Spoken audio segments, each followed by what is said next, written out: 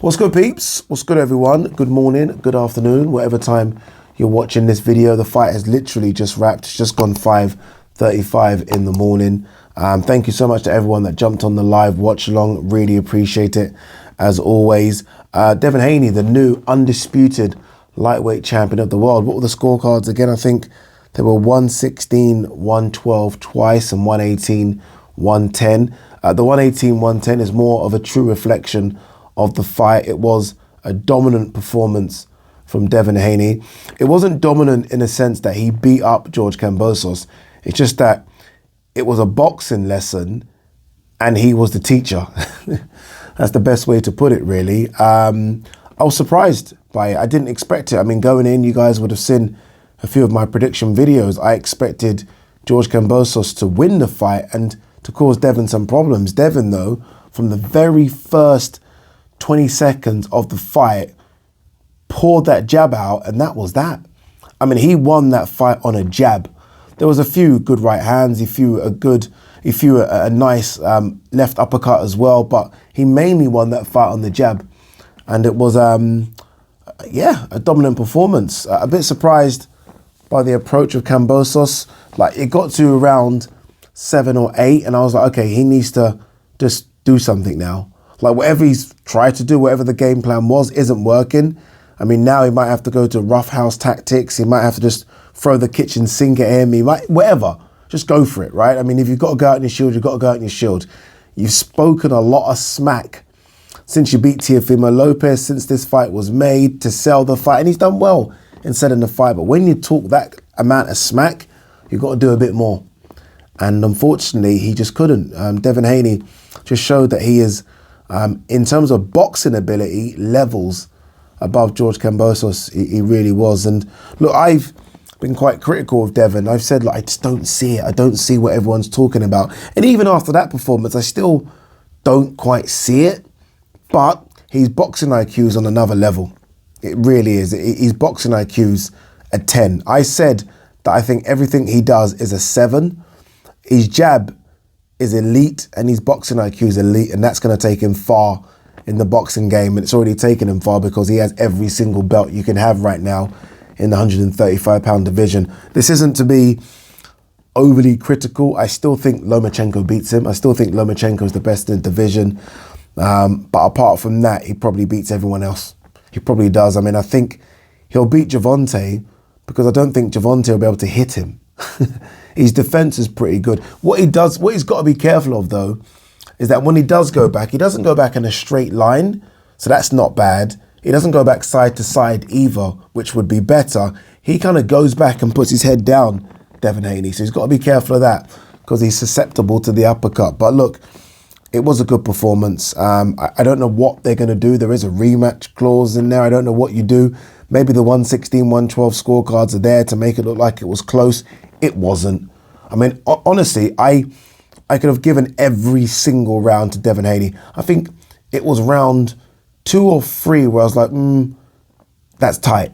So maybe that's the only round I can find to give to Kambosos. That's it. Boy, that was as dominant as it gets. I don't know what you do now if you're Kambosos. I mean, again, look, you might exercise the rematch clause because, you know, why would you not? It's a money fight, right? Go and get your money. But I think realistically, he can't beat Devin Haney. He can't.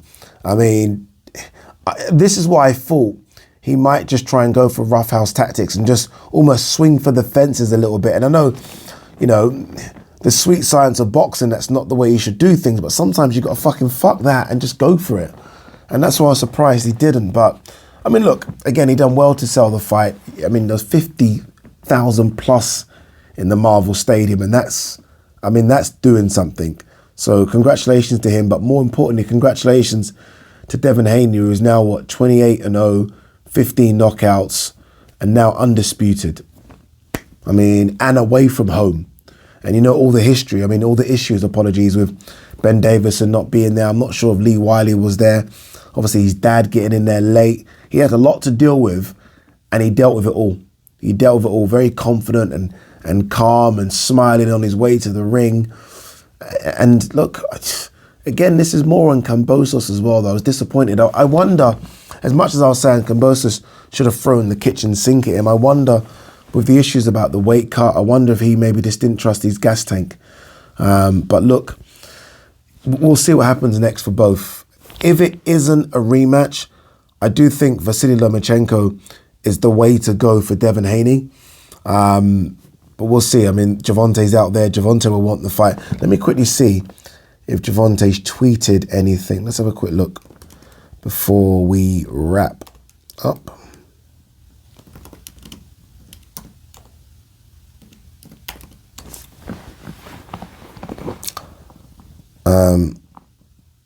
Gervonta, so Ryan Garcia tweeted, Gervonta, are you watching this stuff?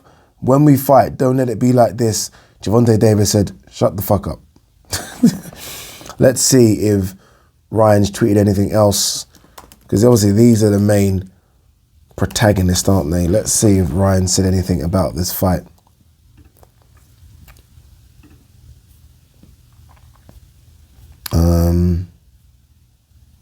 This is what Ryan had to say. Congrats to Haney, but it was definitely just a bland fight. Anyways, I'll just say, you know who I want after Fortuna. Let them have their rematch, laughing out loud. Absolutely Neil Cool type of performance. What does that mean?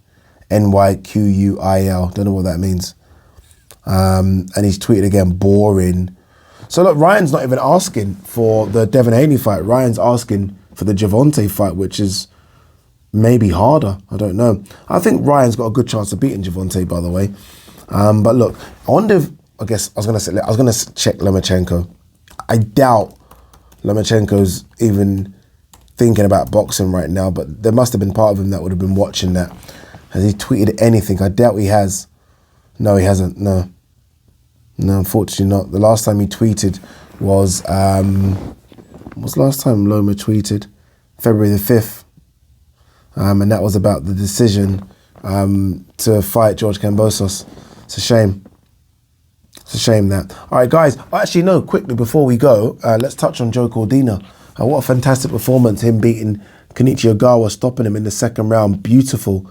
Honestly, beautiful. I thought the first round was interesting because he got tagged in the first round. Both of them hit each other, actually. So both of them felt each other's power. And I thought, okay, slow your work down. And then what I love about that knockout is that he fainted first, like he was going to go low, and then bang, straight up top. And I mean, that was that.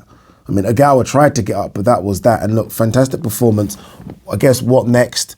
Everyone does this right. It's not like you can't enjoy your win. What next? What next could be Zelfa Barrett. It could be Gutierrez, who's the other champion that no one talks about. And then obviously the big one could be Shakur Stevenson, who would happily come to the UK and fight. They would never do Shakur next. They probably are going to do Zelfa Barrett, who's the European champion. Makes sense. It's an easy fight to make. But look, congratulations to Joe Cordina. I'm interviewing him tomorrow for DAZN. That is, his record now is 15-0, and he's now a world champion. Maybe he's the star that we're looking for in British boxing. Good-looking kid, and maybe he's the one that can open up that Welsh market again. It's been quiet for a few years. I know Liam Williams tried, but obviously him losing to Eubank hasn't helped. But maybe he's the guy that can kind of open that, because I heard there was like 5,000 or 6,000 at the Motor Point Arena, which is very good numbers. Anyway, guys and girls, I am shattered. I'm going to go bed. Peace and love.